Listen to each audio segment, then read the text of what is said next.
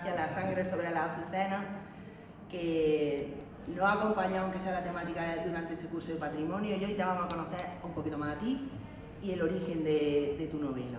Entonces te voy preguntando, primero, ¿de dónde te nació la inspiración para empezar a escribir? Y luego especialmente, ¿de dónde te nace para escribir La sangre sobre las azucenas? Bueno, yo siempre había escrito algo, relatos cortos siempre, pero acababan en el cubo de la basura. Tenía incluso un disquete de estos antiguos flexibles con un montón de relatos, pero se me rompió. Fui a meterlo en el ordenador un día y no funcionaba y los perdí todos. Entonces se dio la circunstancia de que me divorcié en el año 2001 y poco después pues ya disponía de tiempo suficiente para escribir, que era lo que a mí siempre me había llamado la atención.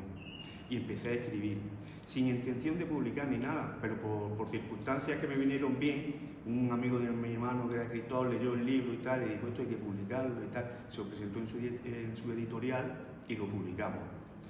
Y bien, y así empecé ya a tomarte en serio que podías, ¿no? Bueno, a ser un poco, no escritor, porque no me considero escritor, pero bueno, aficionado, ¿no?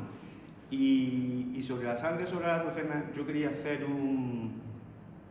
algo parecido como a los Pilares de la Tierra o a la Catedral del Mar de Alfonso Falcone o algo, pero empecé a leer, a informarme, a documentarme y tal, y no encontraba la documentación suficiente como para decir cómo se construyó la Alhambra. Sí, sabemos que tal rey construyó esto, tal rey construyó lo otro, pero no sabemos cómo ni quién era el arquitecto, ni de dónde traía los materiales, ni no sabemos nada. Por lo menos yo, por mucho que me he esforzado, no lo he encontrado. Y empecé a leer, leyendo, me encontré la historia de Muhammad V, que me llamó mucho la atención, me gustó, y digo, pues de aquí puedo sacar yo una novela bastante interesante. La novela, en principio, esta tiene 366 páginas, o creo, una cosa así, pues la primera versión tendría 700 o 800. Lo que pasa es que después la acorté. La acorté porque la mandé a varias editoriales y me dijeron que era muy larga. Pero da para una trilogía, ¿no? Sí, yo pienso hacer más. Vale.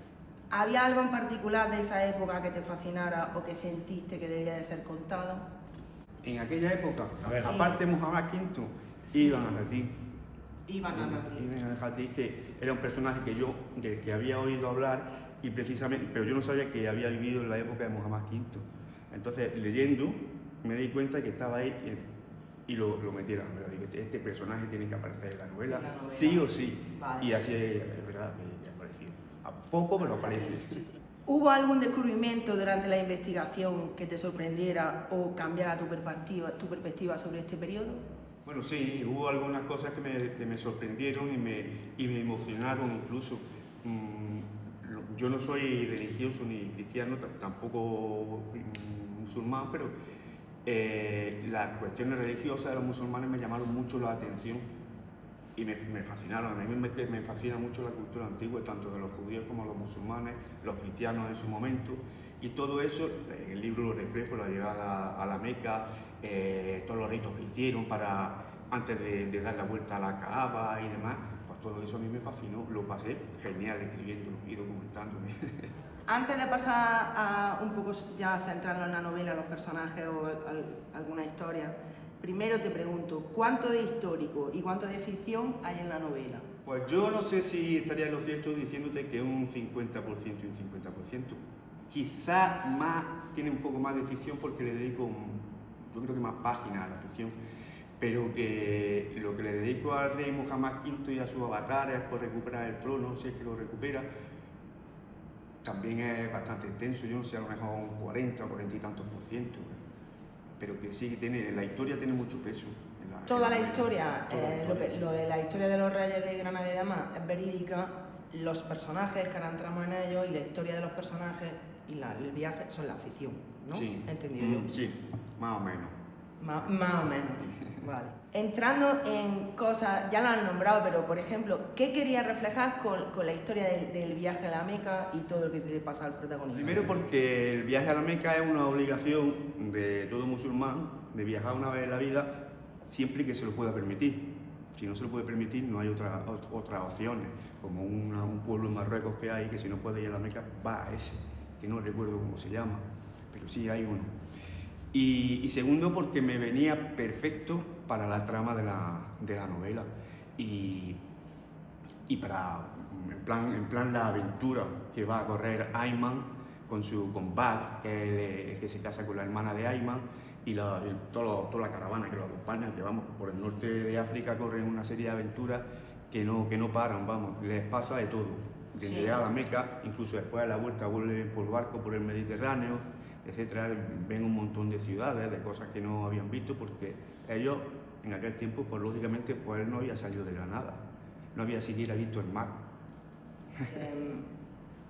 De la relación de Ayman y Salima, ¿qué quería representar con esa relación?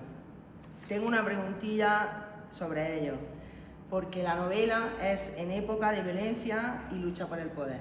Sí. Sin embargo, también muestra momentos de esperanza como el amor entre Ayman y Salima. Sí. ¿Crees que es posible encontrar la belleza y la paz en tiempos de conflicto? Sí, yo creo que sí es posible encontrar el amor y la paz en esos tiempos. De hecho, había muchas parejas que se casaban, que se enamoraban. Los que no eran por conveniencia se casaban y se enamoraban.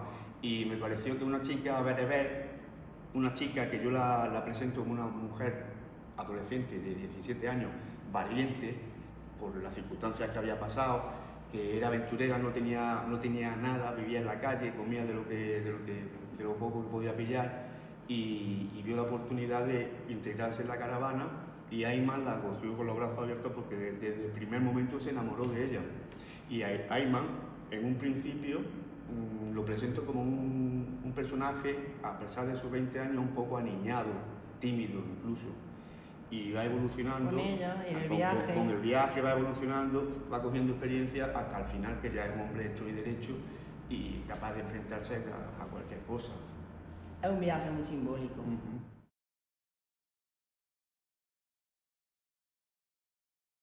La sangre sobre la Azucena fue cuando el rey Muhammad V huyó de Granada y estuvo en Guadix.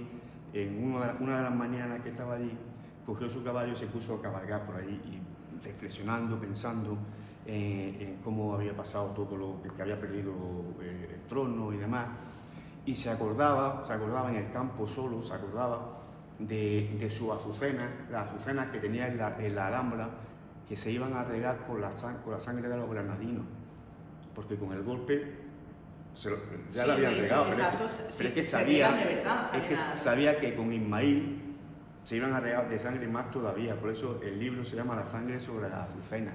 Está en una de las páginas del libro, está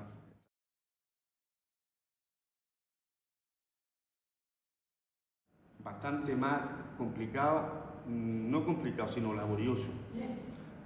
Laborioso porque te tienes que documentar de todo, o sea, de lo que comían, de lo que vestían, de las tradiciones que tenían, de si el viernes iban a las mezquitas los hombres y después las mujeres estaban en otro lado. En los baños lo mismo, iban un día los hombres y otro las mujeres. O sea, tienes que documentarte todo, porque si metes la pata, siempre va a haber alguien que te diga, oye, que esto está equivocado, que esto no es así. Como de hecho me han dicho más de una vez, no en esta novela, sino en otras. Oye, que esto es así.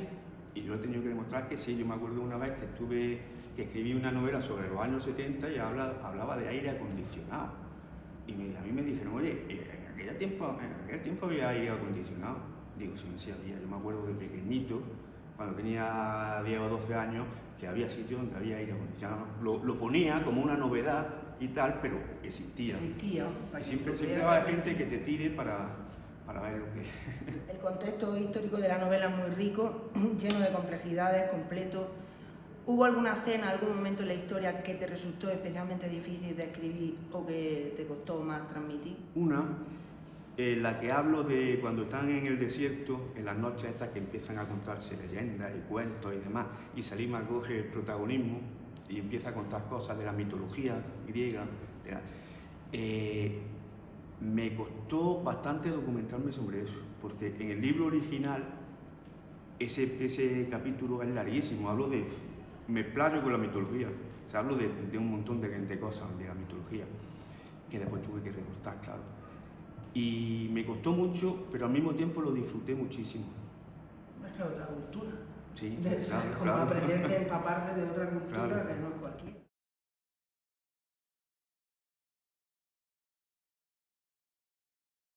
Pero aparte de que les guste la historia y la disfruten con la historia de ficción, que, que sepan diferenciar lo que es historia y lo que es ficción, y de lo que es historia saquen algo, aprendan un poco de lo que fue aquella época. No solamente las batallas, que no, sí hubo batallas también, las batallitas y las fechas de que el rey fue destronado y tal y cual, sino de lo que es más bien el modo de vida de aquella época, que a mí personalmente es lo que más me interesa de una novela histórica.